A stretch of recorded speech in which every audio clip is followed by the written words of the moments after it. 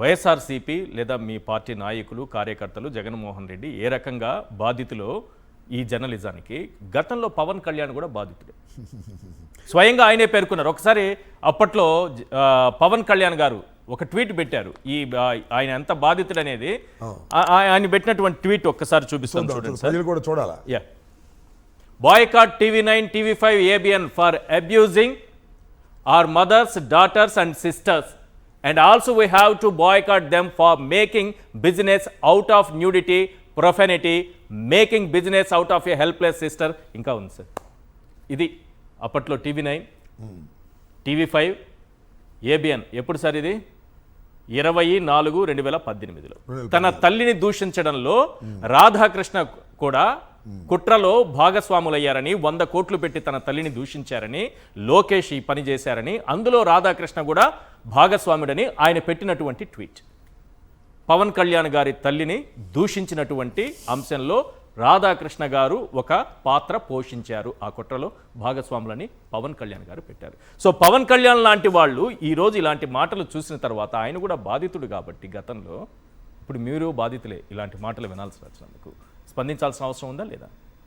100% స్పందించాల్సిన అవసరం ఉంది. అంటే చంద్రబాబుకి వ్యతిరేకంగా ఎవరు మాట్లాడినా ఇదే పరిస్థితి వస్తుందా? కాదు, 100కి 100 పాళ్ళు పవన్ కళ్యాణ్ అనే వ్యక్తి ఒక సపరేట్ పార్టీ. ఆయనేమి తెలుగుదేశంలో భాగం కాదు టెక్నికల్గా. కానీ ఇలాంటప్పుడు కూడా స్పందించకపోతే ఆయన ఏమనుకోవాలనేది ఇక్కడ ప్రశ్న. ఇప్పుడు ఆ రోజున 2018లో తన తల్లిని దూషించినప్పుడు వీటన్నిటినీ బాయ్కాట్ చేయమన్నాడు. ఇవాళ చేయగల ఇవన్నిటినీ బాయ్కాట్ చేయమను, లేకపోతే రాధాకృష్ణ చేసింది తప్పను ఖండించేటటువంటి వెన్నెముక ఉందా? ఇప్పుడు ఒక మాటలో వాళ్ళు చెప్పారు కదా, వెన్నెముక లేని వాళ్ళు, మేమందరం వెన్నెముక లేని వాళ్ళు, తలకాయ మీద మెడకాయ ఉన్నా మెడకాయలో గుజ్జు లేని వాళ్ళం. నేను ఇదే మాట అడుగుతున్నా, పవన్ కళ్యాణ్ గారికి వెన్నెముక ఉందా? మెడకాయ మీద తలకాయ ఉందా? తలకాయలో గుజ్జు ఉందా? ఖండించాలి కదా. నేను ఆ రోజు నువ్వు అన్నావు, ఈ రోజు ఖండించాలి కదా. ఇది తప్పు అని ఖండించడం అంటే గట్టిగా కూడా ఖండించవసలా. రాధాకృష్ణ వైసీపీ నాయకుల పట్ల మాట్లాడినటువంటి మాటలు తప్పు అని చెప్పాల్సినటువంటి బాధ్యత ప్రజాస్వామ్యంలో ఒక రాజకీయ పార్టీకి ఉందా లేదా? అఫ్ కోర్స్ అది ఆ రాజకీయ పార్టీ వాళ్ళంపటే ఉండొచ్చు, వాళ్ళతోనే ప్రయాణం చేయొచ్చు, అది that is a different matter. మాట్లాడవలసిన బాధ్యత ఉందా లేదా? అంటే నేను ఆయన మాట్లాడతాడని నేను అనుకోవట్లేదు, ఎందుకంటే చాలా సందర్భాలు నేను చూశాను ఆయన అసలు మాట్లాడే పరిస్థితిలో లేడు. చంద్రబాబు ఏం చెప్తే అది చేయడానికి సిద్ధంగా ఉన్నాడు. అంటే జనరల్గా అయితే మాట్లాడాల్సిన అవసరం ఉండొచ్చు, ఉండకపోవచ్చు జనరల్గా అయితే, ఎందుకంటే ఒక రాజకీయ పార్టీ చంద్రబాబుతో కలిసి ఉన్నారు. ఓకే, అదే బాధితుడు కదా రాధాకృష్ణకి. బాధితుడు, ఇంతకు ముందు మాట్లాడాడు, వీటన్నిటిని కూడా బాయ్కాట్ చేయమన్నాడు, ఇవన్నీ తప్పన్నాడు. అంటే ఇక్కడ చాలా ప్రశ్నలు వస్తాయి సార్. తన తల్లినంటే తప్పు అంటాడా, మా భార్యలంటే తప్పు అనడా అనే ప్రశ్నలు కూడా రావాలి కదా. చంద్రబాబు నాయుడే దీన్ని ఖండించాలి నిజం చెప్పాలంటే. ఎందుకంటే చంద్రబాబు నాయుడు రాధాకృష్ణ మేము ఊటి కాదు, ఆయన జర్నలిస్టు, నేను ముఖ్యమంత్రిని అని బయట చెబుతారు కదా, మరి ఖండించాలి కదా. చంద్రబాబు నాయుడు ఆలోచననే ఇతను తీసుకువెళ్తున్నాడని అనుకోవాలి కదా మనం. చంద్రబాబు నాయుడు గారు ఎందుకు ఖండించాలి? ఒక పత్రిక ఏదో ఇంకొక రాజకీయ పార్టీ ఆలోచన విధానాన్ని వాళ్ళ భాషలో వాళ్ళు రాసుకున్నారు, దానికి చంద్రబాబు నాయుడు గారికి ఏంటి? నీ రాష్ట్రంలో జరుగుతున్నటువంటి కార్యక్రమాలు నేను ఇప్పుడు చెబుతున్నాను, ఏ సందర్భంలో చెబుతున్నానంటే, ఆంధ్రజ్యోతి అనేది ఒక ప్రత్యేకమైన పత్రిక అయ్యి, ఒక జర్నలిస్ట్ అయ్యుండి, నువ్వు ఒక ముఖ్యమంత్రి అయ్యి ఉంటే ఖచ్చితంగా ఇలాంటి రాతలు రాయటం తప్పు అని చెప్పాలి. కానీ ఆయనే రాంచుతున్నాడు అనేటువంటి భావన వచ్చినంత ఆయన ఎందుకు చెప్తాడు? ఇవన్నీ ఊహాజనితమైనవి. ఈవెన్ పవన్ కళ్యాణ్ విషయంలో కూడా వీళ్ళందరూ అభిప్రాయం అదే అని అనుకోవాలి. మనం ఖండించకపోతే మేము ఈ రకంగా ఊడిగం చేస్తున్నామని, ఈ రకంగా మేము ఇంత నీచంగా ప్రవర్తిస్తున్నామని మా మీద బురద జల్లేటువంటి కార్యక్రమం చేసినందుకు మూల్యం చెల్లించక తప్పదు కదా. ఇవాళ ఇంతకుముందు చంద్రబాబు నాయుడు గారి గురించి, ప్రత్యేక హోదా ప్యాకేజ్ గురించి, తర్వాత మోడీ గారి గురించి, సోనియా గురించి ఇట్లా మాట్లాడుకున్నాం కదా. సేమ్ పవన్ కళ్యాణ్ గారు చంద్రబాబుతో కలిసి ఉంటారు, చంద్రబాబు నుంచి విడిపోతారు, మళ్ళీ చంద్రబాబుతో కలిసి ఉంటారు.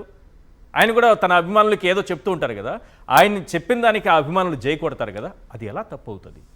సరే ఒక్కటిసారి, ఇది బేసికల్గా ఒక రాజకీయ పార్టీలో రాజకీయ నిర్ణయాలు జరిగినప్పుడు వాటిని సమర్థిస్తూ పోవటం అనేది ఆ రాజకీయ పార్టీ యొక్క లక్షణం. ఏ పార్టీ అయినా సరే, అది జనసేన అనండి, తెలుగుదేశం అనండి, వైసీపీ అనండి, మార్క్సిస్ట్ పార్టీ అనండి, లేదా సిపిఐ అనండి, ఏ రాజకీయ పార్టీ అయినా కూడా ఒక నిర్ణయం తీసుకున్న తర్వాత ఆ నిర్ణయాన్ని విమర్శించే హక్కు అందరికీ ఉంటుంది. ఇతర పార్టీలకు ఉంటుంది, రాధాకృష్ణ లాంటి జర్నలిస్టు ముసుగులో ఉన్న వాళ్ళకి కూడా ఉంటుంది. కానీ హద్దులు మీరు విమర్శిస్తే ప్రమాదం కదా. ఇది హద్దులు మీరు విమర్శించటం కాదా? మా వ్యక్తిగతంగా మమ్మల్ని తిట్టడం కాదా? వ్యక్తిగతంగా మాకు ఎంటర్ అవ్వటం కాదా? మా భార్యల్ని మా పిల్లల్ని కూడా దీనికి జోడించి మాట్లాడేటటువంటి నీచమైన స్వభావం ఉన్న వాళ్ళని మనం ఏమనాలి? వాళ్ళని ఎండగట్టవలసినటువంటి బాధ్యత లేదా? ఇది ప్రపంచానికి చెప్పవలసిన బాధ్యత లేదా? మేము ప్రపంచానికి తెలియపరిచేటప్పుడు, సభ్య సమాజానికి తెలియపరిచేటప్పుడు వీరందరూ సహకరించాలి కదా. నిజంగా వీళ్ళకి దానిలో కుట్ర లేకపోతే, ఆ మాటలు తప్పు అని వాళ్ళు భావిస్తే, అంటే చంద్రబాబు నాయుడు గారు, పవన్ కళ్యాణ్ గారు ఈ మాటలు తప్పు అని అనుకోవటం లేదు, ఈ మాటలు కరెక్ట్ అని అనుకుంటున్నారనేటువంటి భావన కలుగుతుంది కదా ఇవాళ. అలాంటి ఇంప్రెషన్ కలుగుతున్నప్పుడు వాళ్ళు ఖండించాల్సిన బాధ్యత ఉంది. ఖండిస్తారని నేను అనుకోను. ఖండించేటువంటి పరిస్థితులు కూడా వాళ్ళు లేరు. రాధాకృష్ణ ఏం చెప్తే అది చేయడానికి, కిరణ్ ఏం చెప్తే అది చేయడానికి వాళ్ళు ఉన్నారు. ఎందుకంటే వాళ్ళని మోస్తుంది వీళ్ళు. వాళ్ళు తప్పు ఒకవేళ పవన్ కళ్యాణ్ గారు ఏదో విభేదించి చంద్రబాబు నాయుడు గారితో బయటకు వస్తే మళ్ళీ ఇదే పరిస్థితి, మీకున్న పరిస్థితి పవన్ కళ్యాణ్కి ఎదురవుతుందా ఈ రాతలతో? అంతే అనుకోవాలిగా. ఇప్పుడు పవన్ కళ్యాణ్ ఇది జరిగింది ఎప్పుడు? 2018, అంటే చంద్రబాబు నాయుడు గారితో విడిపోయిన తర్వాత పవన్ కళ్యాణ్. నేను ఒక మాట చెబుతాను సార్. పవన్ కళ్యాణ్ గారు చంద్రబాబు నాయుడు గారి రాజకీయ పార్టీ చేస్తున్నటువంటి, డెలిబరేట్గా చేస్తున్నటువంటి తప్పుల్ని కూడా ఖండించే పరిస్థితిలో లేకపోవటం అనేది ప్రజాస్వామ్యానికి చాలా ప్రమాదం. ఎందుకంటే ఆయన ఒక ప్రత్యేకమైన పార్టీ అనుకుంటే, లేదు మా ప్రత్యేకమైన పార్టీ కాదు, మేము తెలుగుదేశం ఏం చెప్తే అది చేస్తాము, మాకు ప్రత్యేకమైన సిద్ధాంతాలు లేవు అనుకుంటే that is a different matter. మాకు ప్రత్యేకమైన సిద్ధాంతాలు ఉన్నాయి. ఏదైనా జరిగితే, రాష్ట్రంలో ఏదైనా తప్పు జరిగితే తప్పుగా నేను ఖండిస్తాను అని పూర్వం చెప్పాడు కాబట్టి ఇప్పుడు ఎవరు మానేశాడండి. అప్పుడు చెగువీరా ఆ రోజుల్లో ఏది జరిగినా, ఎవరు తప్పు చేసినా కూడా నేను ఖండిస్తాను, నేను రుజుమార్గంలో వెళ్తానని చెప్పాడు. అప్పటి పవన్ కళ్యాణ్ ఇప్పటి పవన్ కళ్యాణ్ కాదని అనుకోవాల్సిన పరిస్థితి ఏర్పడుతుంది. 2018లో తన తల్లిని దూషించినప్పుడు వీళ్ళందరినీ బహిష్కరించమన్నాడు. ఇవాళ వీళ్ళందరినీ మోసుకుంటున్నాడు. వాళ్ళు చేసినటువంటి తప్పులను కూడా సమర్థించేటటువంటి పరిస్థితిలోకి మౌనంగా ఉన్నాడు. ఇది ప్రమాదకరమైంది అనేది నా అభిప్రాయం. ఇది అతనికి ప్రమాదం అది రాష్ట్రానికి ప్రమాదమే కాదు, అతని రాజకీయ పార్టీకి కూడా ప్రమాదం అనేది గమనించలేకపోతున్నాడు. మనం ఏం చేయగలుగుతాం దానికి?